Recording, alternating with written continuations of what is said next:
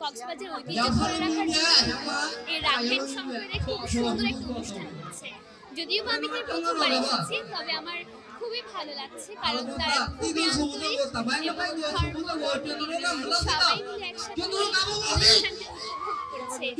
আমিও এসেছি আমার পরিবারকে নিয়ে এবং আমার খুবই ভালো লাগছে। আমরা আজকে দ্বিতীয় দিন আমরা উদযাপন করছি মহা ধুমধামের সাথে।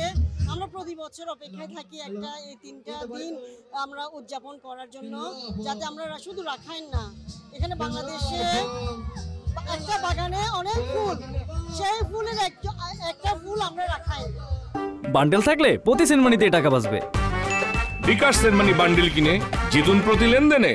অনেক ফুলের মাঝখানে সবাইকে নিয়ে আমরা বাঁচতে চাই, সুন্দর একটা বাংলাদেশ চাই, আমরা সবাই সুখী থাকুন, এই শুভেচ্ছা।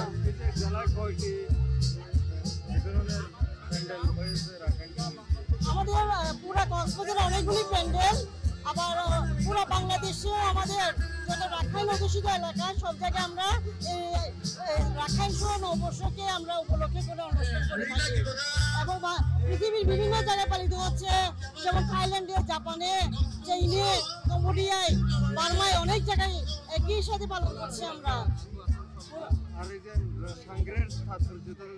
সাংগ্রাং হচ্ছে আমাদের জাস্ট একটু এই যে রাখাইন নববর্ষকে আমরা সাংগ্রাং বলি।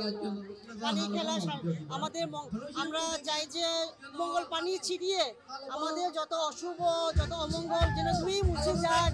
আমরা খুব হাসি খুশি একটা জাতি, আমরা সবার সাথে মিলেমিশে থাকতে চাই, এটা আমাদের মূল উদ্দেশ্য।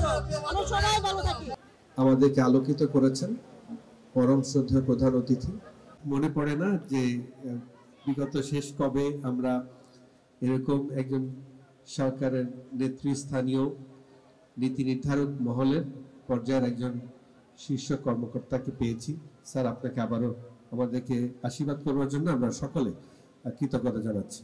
এই 3 দিন ব্যাপী আপনাদের সংগ্রাম শুরু হলো। আমি আশা করি আপনাদের এই উৎসব আনন্দমুখর হোক, উপভোগ্য হোক এবং শান্তিময় হোক। আমরা বাংলাদেশের সকল মানুষ যাতে আগামী দিনগুলোতে সম্প্রীতির সাথে পরস্পরের সঙ্গে ভালোবাসা দিয়ে এই নতুন বাংলাদেশ গড়ে তুলতে পারি, আমি সেই প্রত্যাশাই করছি। আপনারা সবাই কষ্ট করে অপেক্ষা করছিলেন, আপনাদের সবাইকে ধন্যবাদ জানাচ্ছি।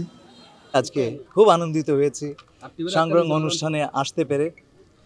আমাদের দেশ সকল ধর্মের, সকল নৃগোষ্ঠীর, সকল সংস্কৃতির একটি দেশ এবং আমাদের দেশের এই সময়টা হচ্ছে উৎসবের সময়। আমরা পালন করেছি আমাদের বাংলা নববর্ষ। এখানে আমরা আজ এলাম সংগ্রামের জন্যে। আমি সবাইকে, বিশেষ করে আমাদের রাখাইন সম্প্রদায়কে অভিনন্দন জানাচ্ছি এত চমৎকার একটা অনুষ্ঠানের আয়োজন করার জন্যে। আমাদের জেলা প্রশাসক মহোদয় এতে একটা বড় অবদান রেখেছেন। সেই সঙ্গে আমাদের উপজেলা নির্বাহী অফিসারকে আমি ধন্যবাদ দিচ্ছি। আগামীতে এই ধরনের অনুষ্ঠান আমাদের সংস্কৃতিতে একটা বড় ধরনের অবদান রাখবে বলে আমি আশা করছি। একটা উল্লেখযোগ্য পদক্ষেপ এবং এই পদক্ষেপটির প্রয়োজন ছিল এই রোহিঙ্গা সমস্যার সমাধানের জন্য। আজকে যেমন এখানে আমি রাখাইন সম্প্রদায়ের মাঝে এসেছি, দুপুরবেলা আমি রোহিঙ্গা ক্যাম্পে গিয়েছিলাম, তাদের সঙ্গে আমি নামাজ আদায় করেছি।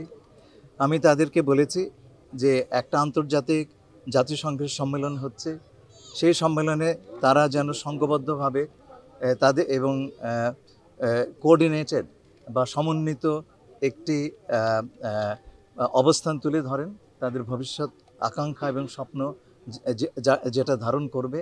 এবং একই সঙ্গে আমরা মনে করি যে আমরা সংঘবদ্ধভাবে সকল দেশ একসঙ্গে কাজ করে এই সমস্যাটি যাতে সমাধানের পথে আরেকটু এগোতে পারে। আমরা সব দরজা খোলা রেখেছি, সবার সঙ্গে আলাপ করছি। আমরা আশাবাদী আমাদের মাননীয় প্রধান উপদেষ্টা প্রফেসর মোহাম্মদ ইউনুস বলেছেন আগামী ঈদে রোহিঙ্গারা যেন তাদের দেশে ফিরে গিয়ে ঈদ উদযাপন করতে পারে, আমরা সেই লক্ষ্যে কাজ করছি। এখন আরাকানের যে অবস্থা তাতে তো নিরাপদভাবে তাদের প্রত্যাবাসন করা সম্ভব নয়, আপনারা সকলেই জানেন। আমরা কাজ করছি যাতে করে সব পক্ষের সঙ্গে আমরা কাজ করছি যাতে আরাকানে শান্তি এবং স্থিতাবস্থায় ফেরত আসে এবং রোহিঙ্গাদের ফিরে যাওয়ার একটা পরিস্থিতি তৈরি হয়। আমরা আশা করছি এই লক্ষ্যে আমরা সফল হব।